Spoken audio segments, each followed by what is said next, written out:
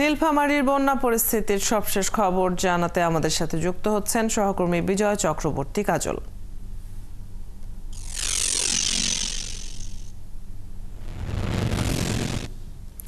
কাজল, বন্যার আজকের পরিস্থিতি জানাবেন এবং ভাঙনের আশঙ্কা নিয়ে প্রশাসন কি বলছে? দুর্ভোগ কমাতে তারা কি ধরনের ব্যবস্থা নিয়েছে? অদিতি, প্রথমে জানিয়ে রাখি যে এই মুহূর্তে নীলফামারীতে বন্যা পরিস্থিতি ব্যাপক উন্নতি ঘটেছে, যেহেতু তিস্তা নদীর পানি এই মুহূর্তে আজকে সকাল 6টা থেকে বিপদসীমার 53 সেন্টিমিটার নিচ দিয়ে প্রবাহিত হচ্ছে, যার কারণে যেহেতু নদীর পানি কমে গেছে, পাশাপাশি যে আপনার যে সব এলাকা প্লাবিত হয়েছিল সেসব এলাকার ঘরবাড়ি থেকে পানি গতকালকেই নেমে গেছে। আমরা গতকাল সারাদিন সেই সব এলাকায় খোঁজ খবর রেখেছিলাম এবং আজকেও রাখছি যে দুর্গত যেসব জায়গা ছিল প্রত্যেকটা জায়গা থেকে আপনার পানি নেমে গেছে। তবে পানি উন্নয়ন বোর্ডের সাথে আমরা কথা বলেছি। পানি উন্নয়ন বোর্ড যেটি জানিয়েছে যে এই মুহূর্তে তিস্তা নদীর পানি আর বিপদসীমা ছাড়ানোর কোনো সংখ্যা তাদের নাই, বা তাদের যে পূর্বাভাস সেটিও নেই। কারণ হচ্ছে যে নদীর যে উজান ভারত অংশের মেকলিগঞ্জ এবং দোমাহনী পয়েন্টে নদীর পানি বিপদসীমার অনেক নিচ দিয়ে প্রবাহিত হচ্ছে, যার কারণে কিন্তু আপনার পানি এই মুহূর্তে বৃদ্ধি পাবে না। পাশাপাশি সেখানকার যে বৃষ্টিপাত সেটিও বন্ধ রয়েছে।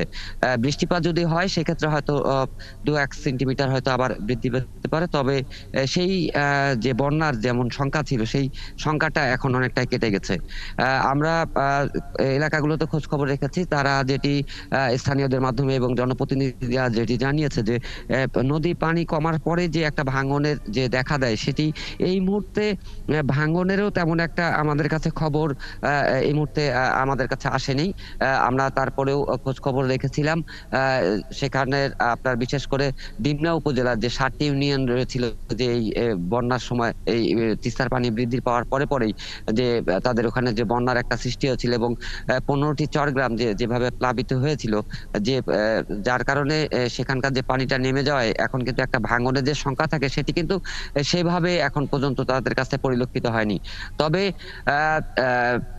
ডিমলা উপজেলার যে পূর্ব ছাতনা ইউনিয়ন রয়েছে সেটি যেহেতু আপনার তিস্তা নদীর একেবারে প্রবেশদ্বার, সেই প্রবেশদ্বারের কিছু অংশ 2-1টি গ্রামে বিচ্ছিন্নভাবে আপনার কিছু জমি বিলীন হয়েছে। তবে সেটি যে ক্ষতির পরিমাণ সেটি সেখানে তেমন একটি ক্ষতি তাদের হয়নি বলে জনপ্রতিনিধিরা জানিয়েছেন।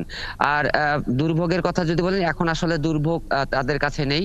যারা প্লাবিত ছিলেন তাদের মধ্যে থেকে দুর্ভোগ অনেকটাই লাঘব হয়েছে, যেহেতু নদীর পানি নেমে গেছে, তাদের বাড়িঘর থেকে পানি নেমে গেছে। সেক্ষেত্রে তারা এখন তাদের স্বাভাবিক কর্মকাণ্ড চালাতে পারছে। আর প্রশাসনের পক্ষ থেকে এখন পর্যন্ত যে যারা আপনার বন্যা কবলিত হয়ে পড়েছিলেন সেই রকম 1580 পরিবারকে তাদের মাঝে আপনার খাদ্য সহায়তা প্রদান করেছে। যেমন তাদের মাঝে 10 কেজি করে, প্রত্যেক পরিবারের মাঝে 10 কেজি করে চাল এবং শুকনো খাবারের প্যাকেট জেলা প্রশাসনের এই ধরনের ত্রাণগুলো এখন বন্টন করা হচ্ছে। আপনার কাছ থেকে জানছিলাম। অনেক ধন্যবাদ কাজল আমাদের সাথে যুক্ত হবার জন্য। দর্শক, আমাদের সাথে নীলফামারী থেকে সহকর্মী যুক্ত হয়ে জানিয়ে দিয়েছিলেন সেখানকার বন্যা পরিস্থিতির সবশেষ খবর।